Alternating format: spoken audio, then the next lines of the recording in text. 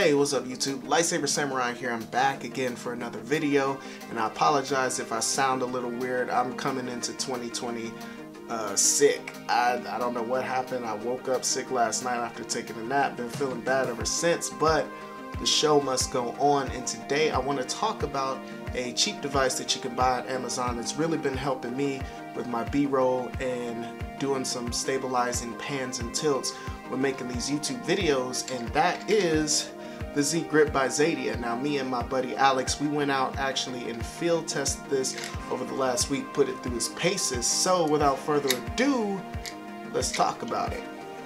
What's up guys, Lightsaber Samurai here with Alex testing the Z Grip, and this is a device here that basically is going to help you with stabilization. This will be nice to test this with the 24mm also, because the 24mm does not have built-in stabilization, unlike my kit lens or my 10-18.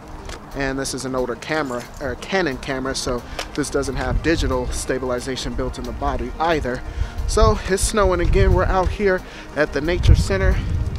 Gonna get some shots, gonna get some video. Gonna be pretty dope. Look at this out here. Look at that, just wilderness out here. So again, like I was saying, one thing I do like about this lens, or this Z Grip, is while vlogging on this camera, I can hold it back further than I normally would be able to. So I'm actually vlogging right now on the 24mm 2.8. So it's a sharper lens than the lenses I usually vlog with, and with that 2.8 aperture, I get that nice blurry background. Get some bokeh in there. So I get up in these trees. Look at me. Oh, here we go. All right, I gotta be careful, man. I'm pushing my luck. It's snowing very lightly, so I think I'll be okay, but I still gotta worry about getting water inside this camera body. So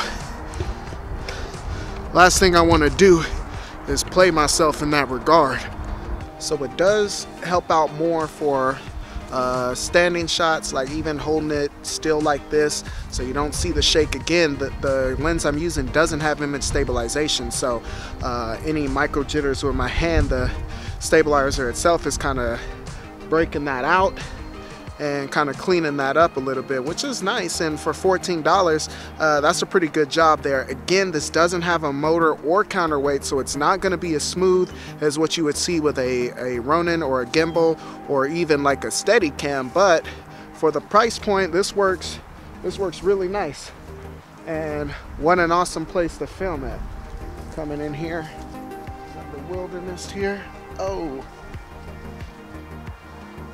Another thing to mention though is that if we were to slow this down, say if we were to do some B-roll instead, we will probably even get a more steadier shot. And of course in that, I can even steady that out more in post with warp stabilization and things like that. So let's actually do a little bit of B-roll, and we'll kind of see how this performs under those conditions. So yeah, let's do that.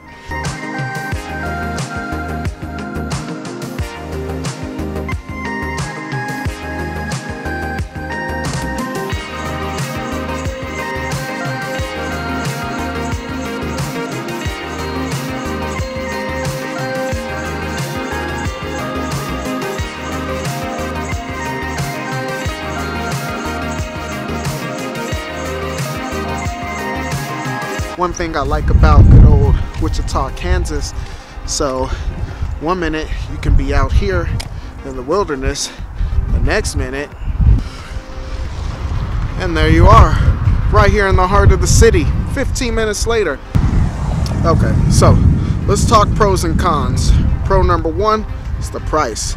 This comes in at right around $20 for this one that I bought here, and it's definitely worth that. Like I said, it's not going to replace a gimbal or even a Steadicam, but I mean, for what you get, it's definitely going to solve some of your early problems as far as finding the right stabilization for your shots, and just to get smoother pans and tilts when you're going handheld. So that's basically what this thing's function is for. It's good for that.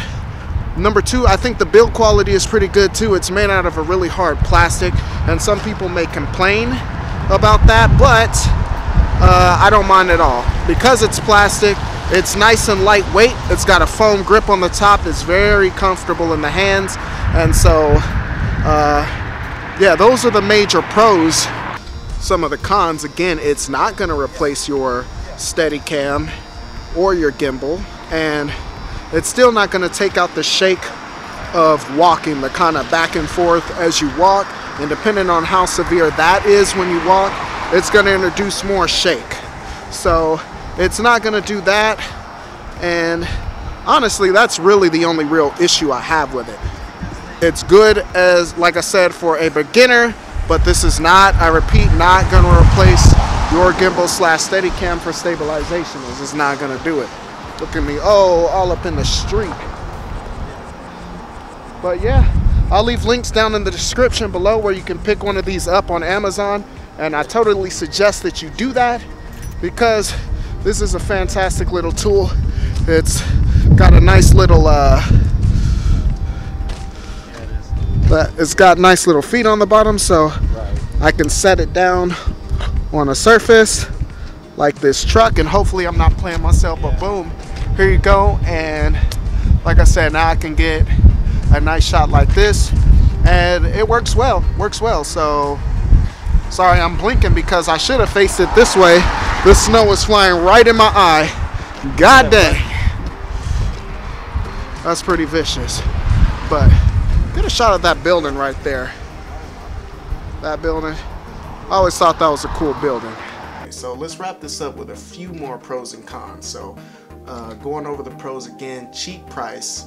It's very comfortable to hold in the hand, and the build quality is actually pretty good for $20. I feel like this is something that's gonna last for a while. I feel like it's something that will be able to take a drop or two before you start to see a crack or anything like that.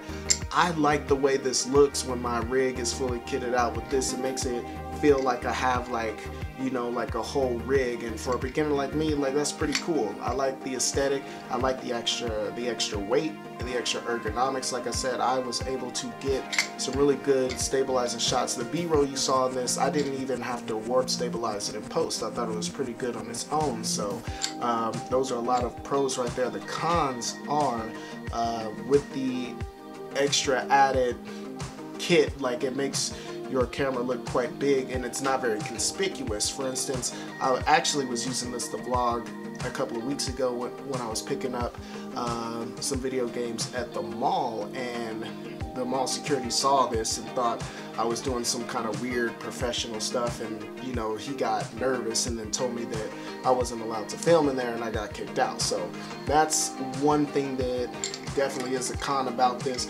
It does leave a larger footprint anyway, and so depending on where you're at, people might get nervous about that, and then they might try to shut you down. That is something I definitely ran into when I was at the mall last week, but as long as you're just kind of out vlogging amongst the city, it's not going to be a problem. Alright, so with that, I do believe that's all I got for you, but let's talk about it down below. Questions, comments, concerns, threats. What do you think about this little device? One thing I forgot to mention, you can also, with your camera and everything mounted, you can keep this and put it on your tripod, so that's awesome too. You can just, it hooks right to the plate, the quick release plate, and so you can pick it up and take it off the tripod and keep it moving like that. So it's actually very versatile like that. Again, not going to replace a gimbal or a Steadicam, but for the price, it definitely is better than just going handheld. So with that, if you like this content, please give me a like and subscribe. If you haven't done so already, you'll be glad you did. I do believe that's all I got for you. Lightsaber Samurai out. Peace.